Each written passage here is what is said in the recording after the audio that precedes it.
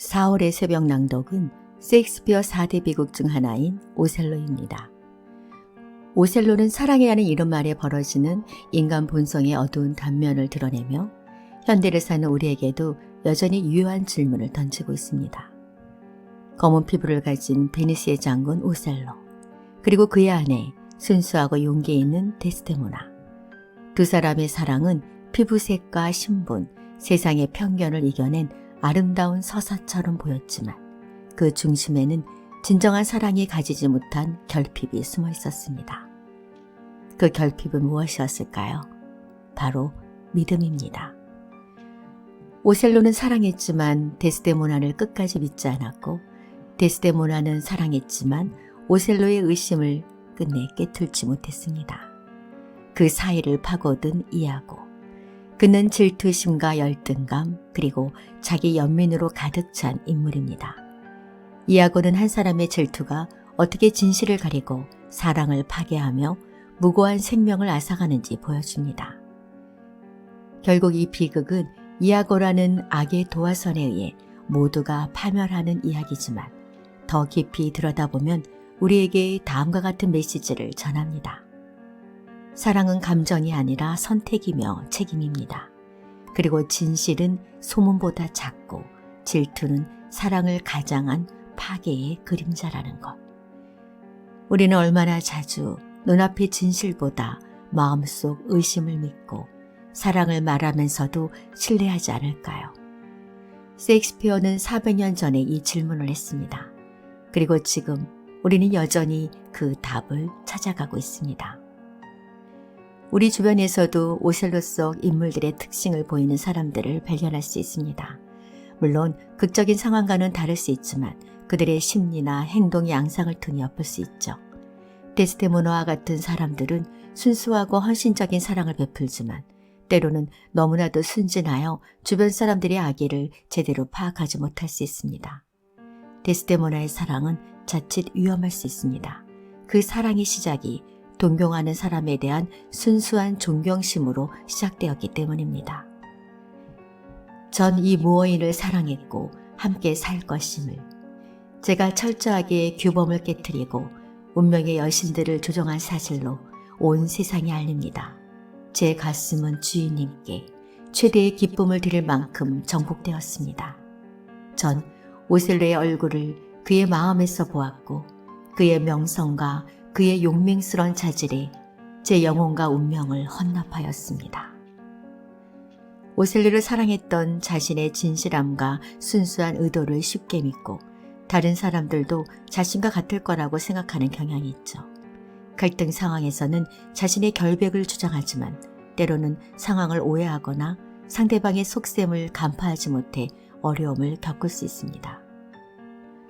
오셀로와 같은 사람들은 강한 자존심과 명예욕을 가지고 있으며 한번 믿으면 쉽게 흔들리지 않는 성향을 보입니다.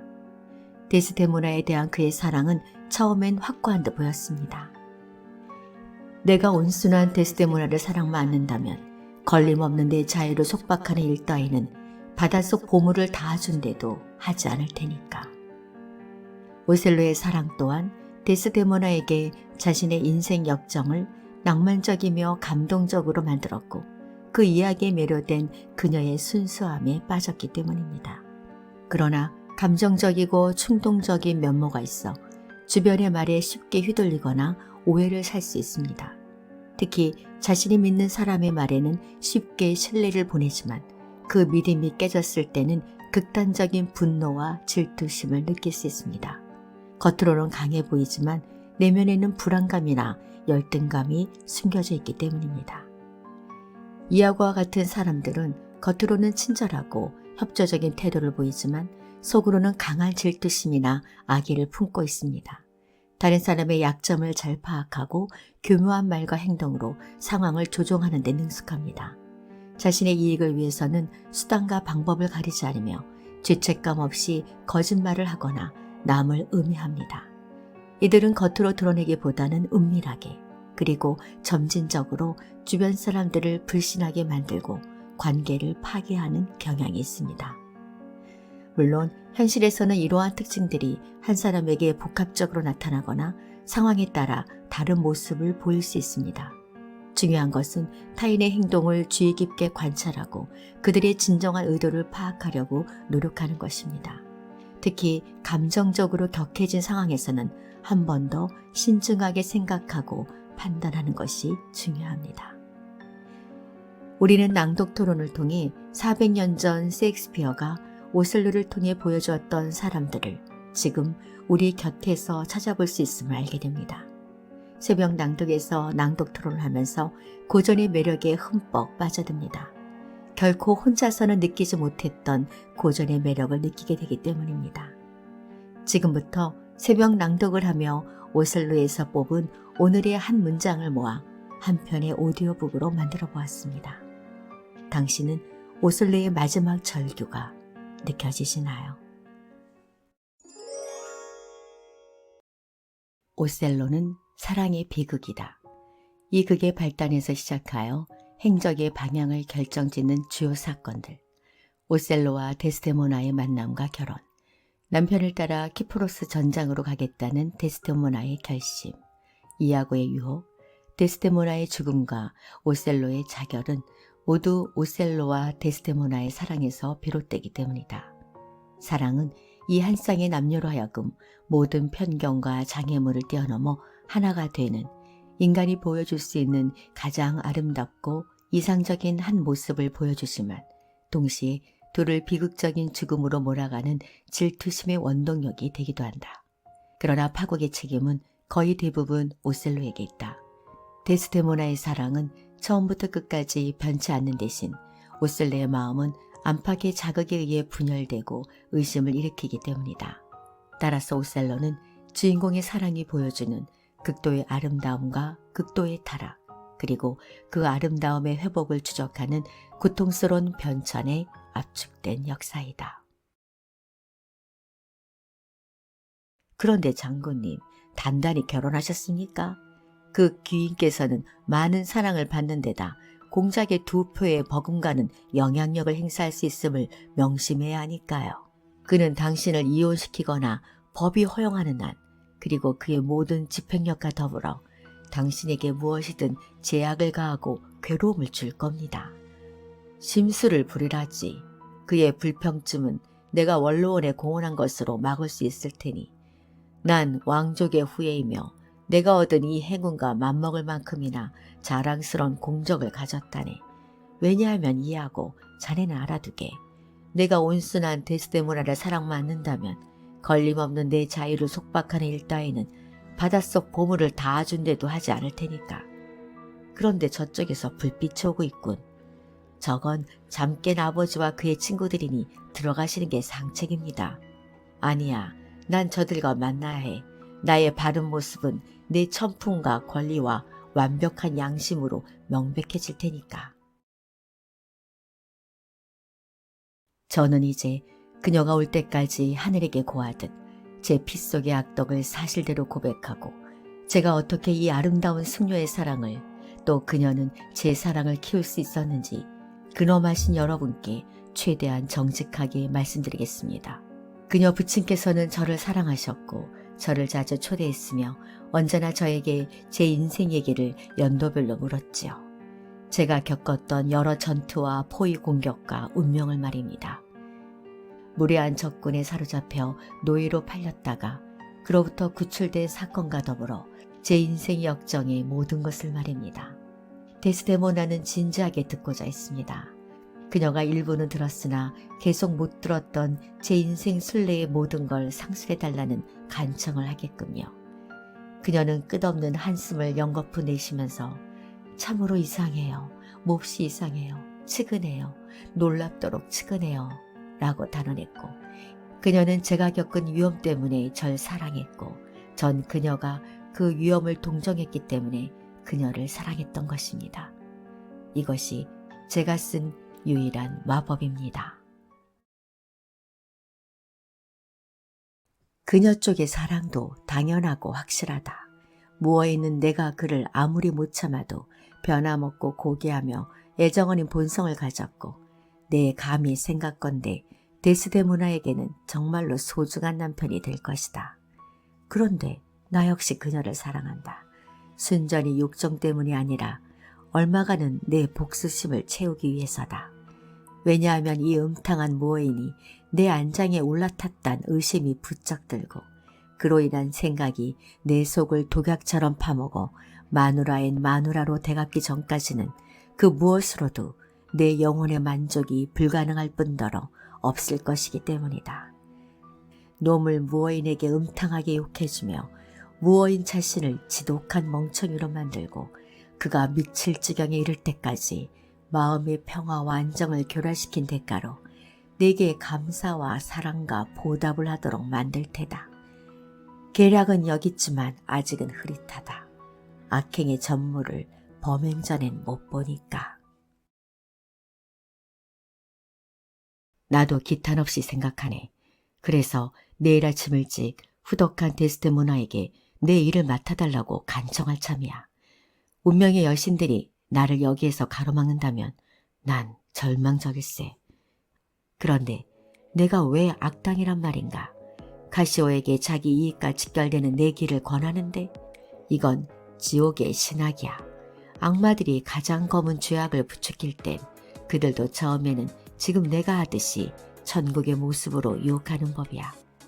이 정직한 바보가 행운을 되찾아보려고 데스데모나를 조르고 그녀 또한 무어인에게 강력하게 그를 위해 탈환하는 동안에 난 무어인 귀 속으로 독을 부어 넣을 테다. 그녀의 유격이 그를 다시 부른다고. 그래서 그녀는 그에게 잘해주려 하는 만큼 무어인의 신뢰를 잃게 될 것이며 난 그녀의 미덕에 먹칠을 할 것이고 그녀 자신의 덕행으로 그들 모두를 얽어맬 그물을 만들 테다. 제 심장을 손안에 쥐었대도 못하시고 제가 그걸 보관하고 있는 한 안 됩니다. 오, 질투심을 조심해요. 그것은 희생물을 비웃으며 잡아먹는 푸른 눈의 괴물이랍니다. 가난하나 만족하면 넉넉한 부자지만 가난해질까봐 항상 두려운 사람에게 끝없는 제사는 겨울처럼 가난한 법입니다. 좋습니다. 이제야 당신께 품고 있는 제 사랑과 경애를 좀 더 솔직한 심정으로 보여드릴 이유가 생겼으니 말입니다. 그럼 제가 드리게 돼 있으니 받으십시오. 아직 증거를 말하는 건 아닙니다. 부인을 카시오와 함께 잘 관찰해 보십시오. 눈빛은 질투도 안심도 하지 않으면서요. 전 당신의 순수하고 고귀한 성품이 타고난 관대함 때문에 속임을 당하는 건 원치 않습니다. 그 점 유의하십시오. 전 우리나라 사람들의 성향을 잘 압니다. 베니스에서는 여자들이 남편들에게는 감히 보여주지 못하는 못된 짓을 신은 보게 한답니다. 그들의 최고 도덕관은 안 하는 게 아니라 안 들키는 거랍니다. 이 손수건을 카시오의 숙소에 떨구고 그가 발견토록 해야지. 질투하는 사람에겐 공기처럼 가볍고 하찮은 물건도 성경 말씀처럼 강력한 확증이야. 이게 무슨 일을 벌일지도 모른다. 무어이는 벌써 내가 준 독약 먹고 변했어.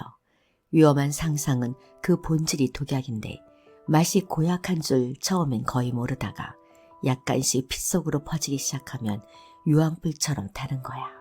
그렇다고 했잖아. 저걸 보라고. 그 어떤 아편이나 최면제. 이 세상에 졸음 오는 모든 물약 다 마셔도 지난밤 당신의 달콤했던 그 잠을 다시는 즐기지 못하리라. 하, 나를 배신해? 그녀가 훔쳐가진 욕정의 시간을 내 어찌 알겠어. 보지도 않았고 생각지도 않았고 날 해치지도 않았어. 그녀의 입술에서 카시오의 키스도 못 봤어. 도둑을 맞은 자가 빼앗긴 걸 모를 때 알려주지 않으면 도둑을 맞은 게 전혀 아니야. 난 공병들을 포함하여 모든 군인들이 그녀의 달콤한 육체를 맛보았다 하더라도 아무것도 몰랐으면 행복했을 것이다. 난 그런 유의 여자는 없다고 생각해. 있어요. 수십 명이. 게다가 그들이 놀고 얻은 이 세상을 채우고도 남을 만큼이요. 하지만 전 아내들이 타락하게 되는 건 남편들 잘못이라 생각해요. 예를 들면 그들이 밤일을 소홀히 하면서 우리의 보물을 딴 여자 허벅지에 싼다든지 아니면 유치한 질투심을 터뜨리고 우리를 구속하거나 또는 우리를 때린다든지 악심 품고 용돈을 줄이면 원참 우리도 성깔이 있잖아요. 덕도 좀 있지만 복수심도 좀 있잖아요. 남편들은 아내들도 자기들과 똑같은 감각이 있는 줄 알아야 한다고요. 보고 냄새 맡고 단 것과 신 것을 둘 다 맛보는 혓바닥을 가진 건 남편들과 같다고요. 남편들이 우리를 딴 여자와 바꿀 때 하는 짓이 무엇이죠? 재미 보는 건가요? 그렇게 생각해요. 그게 정으로 시작돼요? 그렇다고 생각해요. 약하니까 실수해요? 그도 맞죠. 그럼 우린 정 없어요? 놀고픈 욕망도 약함도 남자처럼 없냐고요. 그러니까 그들은 우리한테 잘해야죠. 안 그러면 그들이 잘못으로 가르쳤기 때문에 우리가 잘못함을 알려주고 싶어요. 잘 자게 잘 자. 신은 제게 내리소서. 악행 본떠 악행 않고 선행하는 습관을. 이건 이유가 있단다. 이유가 있단다 내 영혼아. 저 순결한 별들에게 밝히진 않겠지만 이건 이유가 있단다.